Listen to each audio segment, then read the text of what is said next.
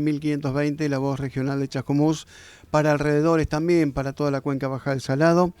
Dijimos que necesitamos alguna voz de alguien muy conocedor del plano internacional para hacer una consulta sobre este día a día lleno de novedades en lo que hace a la guerra entre Rusia y Ucrania, que empezó con una invasión de Rusia a Ucrania. Van cambiando, ¿no? Justamente las circunstancias. Hoy nos enteramos que por ahí Rusia está atacando cada vez más objetivos civiles, ataca hospitales. Está el tema también, paralelamente podemos decir, pero que también influye, esta guerra económica, ¿no?, planteada por Estados Unidos, que decide no comprarle petróleo a Rusia y le va a comprar a Venezuela. ¿Cómo se entiende todo esto, no? Pero vamos a empezar por el conflicto tan lejano en lo territorial. Estamos en diálogo con Federico Storani, ex diputado nacional. Él estuvo mucho tiempo al frente de la Comisión de Relaciones Exteriores. Y bueno, le saludamos desde aquí, desde FM Keops. ¿Cómo le va? ¿Qué tal? Buenas tardes, ¿cómo están ustedes? Muchísimo gusto en Bueno, poder acá, comunicarme. bueno, gracias, Federico Storani. Bueno, ¿cómo entender, no? En minutos, este conflicto mediante el cual Rusia invade y, bueno, se mantiene una guerra que nos tiene a todos muy preocupados en el resto del mundo. Bueno, lo primero que hay que decir que es una situación muy, pero muy compleja, pero también con el mismo énfasis y en primer lugar destaco que obviamente se trata de una invasión que viola la soberanía nacional de un país como es Ucrania y que además atenta contra su integridad territorial. Ambas cosas están condenadas por la Carta de las Naciones Unidas en su artículo 21 y en resoluciones sucesivas que se han producido durante muchísimos tiempos. Por lo tanto, no queda ninguna duda acerca de mi posición. Pero dicho esto, también quiero señalar que la complejidad del tema pudo haber evitado, digamos, esta tragedia en la medida que todos los sectores se hubiesen conducido con prudencia. Uh-huh. ¿Qué quiero señalar con esto? Cuando se produjo la disolución de la ex Unión de Repúblicas Socialistas Soviéticas el 26 de diciembre del año 1991, un par de años después que se cayera el muro de Berlín, Uh-huh. con la disolución de la Unión Soviética desapareció el pacto militar que lideraba la Unión Soviética, que era el Pacto de Varsovia. Uh-huh. Esto tiene muchísima importancia teniendo en cuenta que la contraparte del Pacto de Varsovia es actualmente, pero era en ese momento justificadamente, la Organización del Tratado de Atlántico Norte. En ese momento la Organización del Tratado de Atlántico Norte, la OTAN, tenía 16 miembros y en la actualidad prácticamente el doble. Un dato no menor es que de esos 16 a 30, la mayoría son ex repúblicas que estaban bajo la órbita y algunas desprendidas del territorio de la Unión Soviética, como el caso de Letonia, Estonia y Lituania. Uh-huh. Por lo tanto, si ese pacto militar que fue la OTAN se había hecho para impedir la posibilidad de la expansión del comunismo hacia Occidente, dejó de tener razón de ser cuando se disolvió la Unión Soviética y no tenía ninguna razón de ser la expansión que se ha producido de casi el doble y que abraza por el norte y por el sur al actual territorio de la Federación Rusa. Uh-huh. Esto fue planteado en numerosas oportunidades, porque no es tampoco un dato menor señalar que hace 8 años que están en guerra por los territorios que se reclaman como independentistas o prorrusos de la provincia de Donbass, Donetsk y Luhansk, Uh-huh. y también por el tema de Crimea. la claro. península de Crimea, que tiene un valor estratégico porque está sobre el Mar Negro y tiene una base militar muy importante que es Sebastopol. Mm, Ahora, lo que yo creo es que en su momento fue advertido por propios estrategas occidentales, recalco lo de occidentales, porque no eran rusos, sino occidentales, entre ellos asesores de Clinton, que marcaron que la expansión de la OTAN en su momento tomaban a Rusia con la guardia muy baja, porque en el 91 estaba en una situación de colapso, claro. pero que más tarde o más temprano esto iba a traer consecuencias y que iba a armar una nueva guerra fría. Entonces, para hacer una primera conclusión a este concepto, no hay duda que condeno la invasión, deploro los actos de violencia, la violación de la soberanía, la integridad territorial. También digo, la OTAN no ha sido inocente en esta expansión porque, por supuesto, ha llevado a una situación límite que justifica porque la OTAN es un pacto militar que ya no tiene su contraparte en el Pacto de Varsovia. Ahora, Storani, yo me pregunto el tema, porque parece que hay una línea como muy difusa y puede llevar a confusión, porque por ahí Putin puede llegar a decir, ataco porque la expansión de la OTAN ha provocado a la Federación Rusa y entonces estratégicamente hago este ataque. Y por el otro lado, Ucrania como nación independiente y soberana tiene derecho a aliarse con quien quiera. Si se quiere incorporar a la OTAN, se incorpora. ¿Cómo se entiende esta complejidad? Mira, se entiende la complejidad en que existían acuerdos previos y además acuerdos de entre las dos grandes superpotencias nucleares, incluso en la propia Guerra Fría, de que había zonas desmilitarizadas que hacían de colchón. Voy a dar un ejemplo muy práctico. Por ejemplo, en la frontera cercana a San Petersburgo, antes Ujú, Leningrado obvio, sí. de, de la Federación Rusa, está Finlandia. Y Finlandia no pertenece a ningún pacto militar. Y no pertenece justamente porque se considera que es una zona desmilitarizada, que significa, digamos, una amplitud de seguridad. Del mismo modo que no pertenece México. Y para dar un ejemplo histórico, práctico y entendible, cuando la ex Unión Soviética en época de Khrushchev intentó establecer una base en Cuba, Mm, Estados Unidos sitió Cuba y estuvimos al borde de una guerra sí. nuclear, porque no se admite, digamos, una amenaza potencial a la seguridad de potencias nucleares. Por lo tanto, que Ucrania, en nombre de su soberanía, decida integrar la comunidad europea, está perfectamente bien, pero ya un pacto militar que puede significar posteriormente la instalación de bases en la frontera, ya es una situación que por lo menos tuvo que haberse tenido en cuenta que iba a ser litigiosa y que podía producir consecuencias. Desde el punto de vista internacional, ¿hubo alguna subestimación hacia Vladimir Putin de parte de Estados Unidos, de Europa, de la OTAN misma?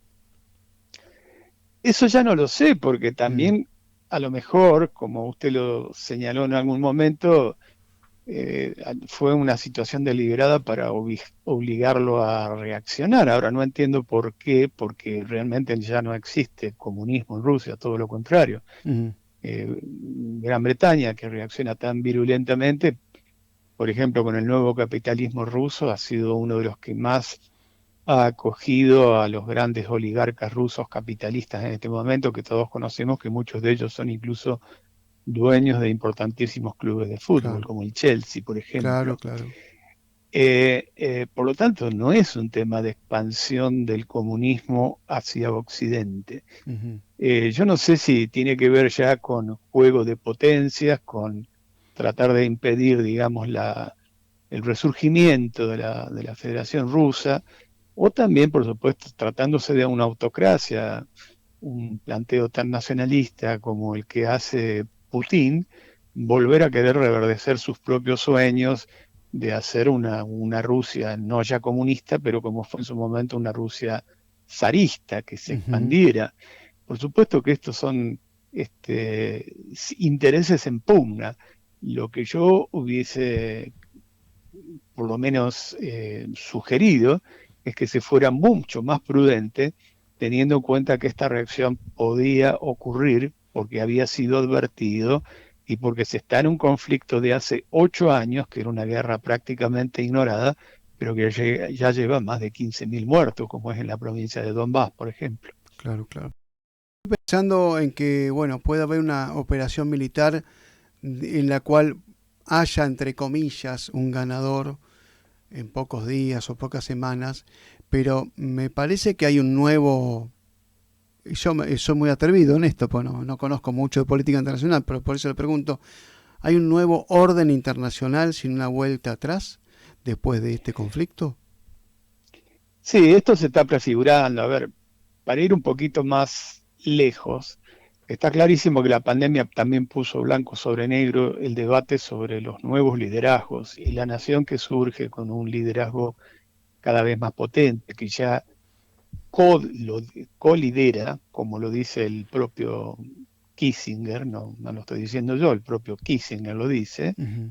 es la República Popular China con los Estados Unidos. Ya no hay una potencia única, hegemónica. Hay unipolaridad militar desde el punto de vista de que todavía Estados Unidos tiene una ventaja militar sobre el resto muy, pero muy apreciable. Mm. Pero hay multipolaridad económica.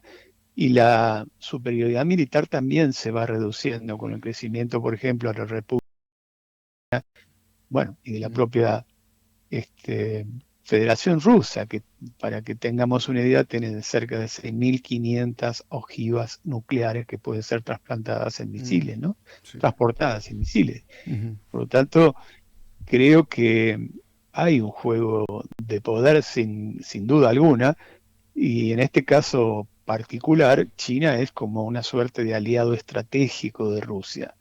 En todo caso, mantuvo su neutralidad porque tiene que ser coherente con el planteo internacional de que no puede permitir la violación de la integridad territorial y de la soberanía, porque tiene una reivindicación histórica. Primero la tuvo sobre Hong Kong hasta que consiguió este, en una negociación con el Reino Unido recuperar Hong Kong, Mm. pero también tiene la posibilidad de la pretensión a la cual nunca renunció de reintegrar a su territorio a Taiwán.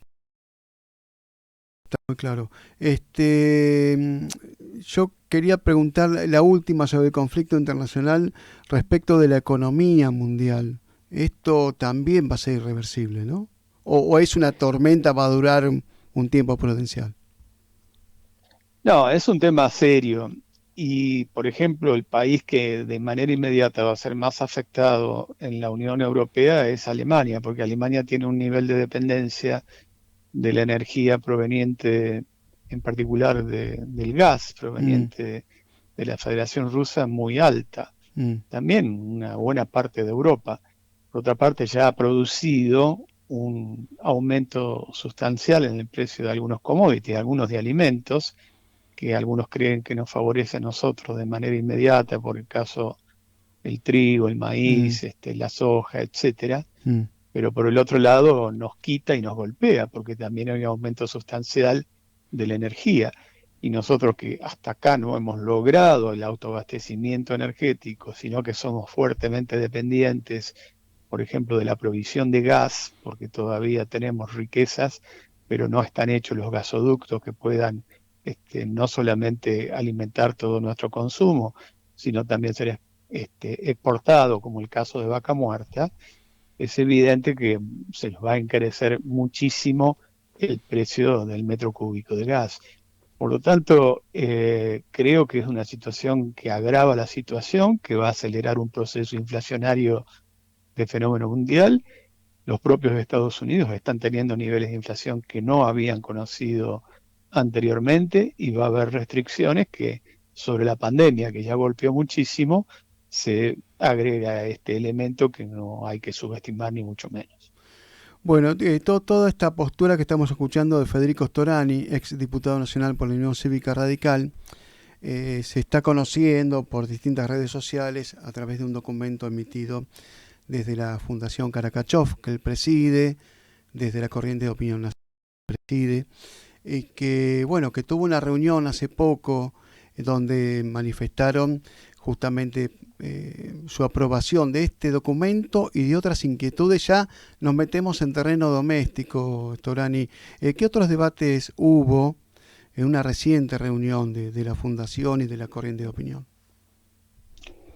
Bueno, me alienta a decir que la reunión de la Corriente de Opinión Nacional, con equipos técnicos de la Fundación Caracachov, con mucha militancia dentro del radicalismo, fue muy amplia y representativa, y que además de este tema que emitió una declaración pública por la urgencia que demandaba ese pronunciamiento en los términos que acabo de expresarme, también abordó, por supuesto, la situación política argentina, la negociación con el Fondo Monetario Internacional, que adelanto mi opinión. Yo creo que a pesar de lo complejo y difícil que es, hay que llegar a un entendimiento, porque la alternativa que algunos sugieren es la posibilidad de la caída en un default, una cesación de pago que sería muchísimo más grave para los sectores más vulnerables de nuestra población, de nuestro país, como por ejemplo los asalariados, porque habría una devaluación, se licuaría su capacidad de ingreso, su poder adquisitivo,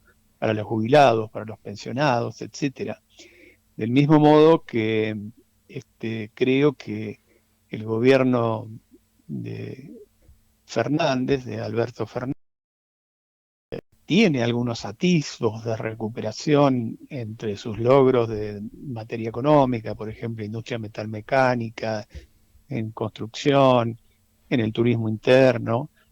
Por otro lado, tiene su peor enemigo dentro de su propia coalición de gobierno, que no logra definir un liderazgo nítido y que justamente en estos días que estamos viendo de debate, le cuesta tal vez más dificultades alinear a la tropa propia que conforma el Frente de Todos, que algunos que son altamente de la oposición, que hacen un ejercicio de responsabilidad, como en el caso del radicalismo, que dijo que va a acompañar el entendimiento con el fondo porque la alternativa es mucho más gravosa.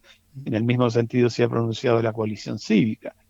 Ahora, es evidente que la situación sigue siendo muy mala si el telón de fondo es que tenemos un 40% de sectores en la marginalidad, en la exclusión social, en la pobreza, y que esto es una situación extremadamente seria con un también cuadro de inflacionario que, si la tendencia mundial es el aumento, más todavía nosotros que ya teníamos una inflación extremadamente alta. Y la última, que tiene que ver ya con la interna partidaria, la ya eterna interna partidaria, es si después de las PASO del año pasado, con un radicalismo que tuvo su propio candidato cabeza de lista en lo que hace la lista radical, le quería preguntar si ve al radicalismo con madurez como para encabezar justamente al menos un sector que haga paso o que compita en las PASO para liderar a la coalición Juntos. Creo que está en un proceso de recuperación el radicalismo. Creo que todavía hemos dado recién un primer paso. De cualquier manera, cuando algunos analistas dicen, bueno, se sorprenden de la recuperación del radicalismo como si hubiese sido por generación espontánea, me produce cierto fastidio porque eso significó que detrás de eso hubo muchísimo compromiso, militancia, recorrer pueblo por pueblo, ciudad por ciudad, que surgieran nuevos emergentes, digamos, del radicalismo. Y como muy notable que se ha visto reflejado en las últimas primarias abiertas y también en las elecciones generales. Lo que yo creo y reclamo al radicalismo, como miembro del radicalismo en un sentido autocrítico, que tampoco se debe aspirar al poder por el poder mismo, sino que tiene que llenarse de contenido, de propuestas, de proyectos que nos hagan ver cuál es el rumbo, abandonar falsas polarizaciones que nos atrasan y tratar de encontrar denominadores comunes que se conviertan en políticas de Estado. Esto me parece que no es solamente un tema del radicalismo, debe ser un tema de la política nacional, que la política nacional se legitima cuando responde justamente a las demandas de la sociedad. Perfecto, Federico Storani, ex diputado nacional, muchísimas gracias. Gracias a ustedes y a disposición para cualquier otro momento. Bueno, Adiós. muchas